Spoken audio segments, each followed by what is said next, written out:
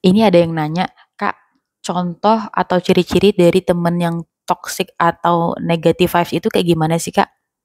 Oke, oke, sini aku kasih tahu. Ini adalah salah satu contoh atau salah satu ciri dari teman kalian apakah dia termasuk teman yang toxic atau enggak. Jadi gini, aku punya teman, salah satu teman aku. Nah, aku tuh temenan sama dia itu karena kami sama-sama hobi jogging atau lari. Terus setiap kali kami lari setiap sore itu kan pasti cuacanya kadang ada yang panas, kadang mendung, kadang dia panas tiba-tiba mendung kayak gitu kan. Kadang-kadang mendung tapi kayak hujan-hujan gitu kan.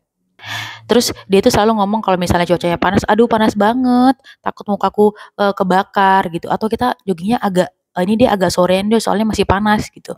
Terus nanti kalau misalnya cuacanya mendung, dia bakal ngechat aku, "Ih cuacanya mendung nih, hujan nggak ya?"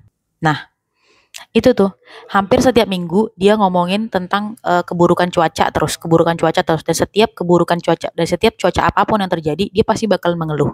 Nah, ini salah satu ciri atau contoh dari teman kalian yang toxic atau teman kalian yang negative vibes.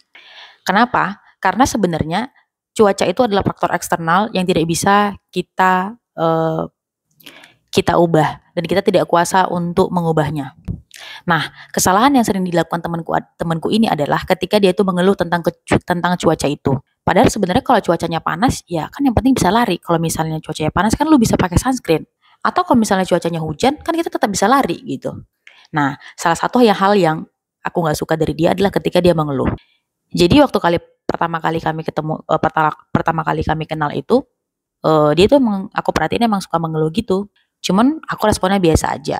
Dan aku nggak terlalu respon, paling aku timpali dengan kata-kata, gak apa-apa deh kalau misalnya cuacanya panas. Misalnya dia mengeluh cuaca panas nih kan, dia bilang kayak yang, ih cuacanya panas banget gitu, aku takut kulitku kebakar. Paling aku cuma bilang, ya nggak apa-apa lah kalau cuacanya panas, jadi kan kita bisa lebih berkeringat. Atau kalau misalnya dia bilang cuacanya mendung, Masya Allah, aku langsung bilang, bagus dong cuacanya kalau mendung, jadi kan kita nggak panas-panas banget. Padahal aku tuh udah berusaha untuk menimpali dengan kata-kata positif. Tapi kalian tahu apa yang terjadi? Dia masih tetap mengeluh tentang cuaca itu sampai di kalau nggak salah minggu kemarin. Terus karena aku udah males dan muak dengan kata-kata dia dan dengar kata-kata dia yang selalu tiap hari mengeluh aja tentang cuaca. Sebenarnya nggak cuma cuaca doang sih. Sebenarnya dia banyak ngeluh tentang yang lain gitu. Cuman aku cerita tentang cuaca karena itu yang paling mudah. Terus aku bilang sama dia, aku ngomong serius sama dia, aku bilang kalau aku mau ngomong serius sama kamu, tapi kamu jangan marah ya.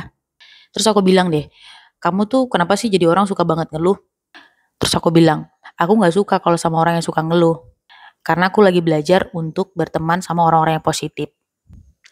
Terus dia bilang, iya ya Ma, aku tuh emang kayak begitu.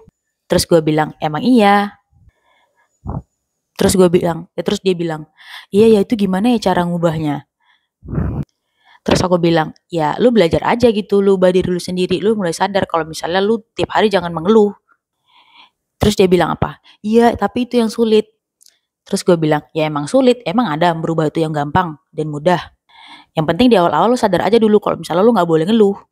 Sebenarnya banyak hal yang dilakukan yang menurut gue tuh red flag sekali, tapi itu adalah contoh kecil yang bisa aku kasih ke kalian. Nah, kalau misalnya kalian menemui punya teman yang kayak gini, misalnya dia mengeluh tentang keluarganya, mengeluh tentang harinya, mengeluh tentang keadaannya, pokoknya mengeluh aja tentang kehidupannya. Kalau misalnya kalian bisa menasihati dia dan dia mau berubah, dan dia mau dengerin, nggak apa-apa lanjut temenan. Tapi kalau misalnya dia nggak mau berubah, dan dia masih gitu-gitu aja, masih senang dengan keluhan-keluhannya tiap hari, mending kalian jauhin dia dan cari teman yang baru. Cari circle yang bisa membuat kita sama-sama berkembang. Apalagi orang-orang yang negatif, pasti kata-katanya negatif. Itu membuat kita juga jadinya negatif. So, segitu dulu buat kalian hari ini. Bye-bye.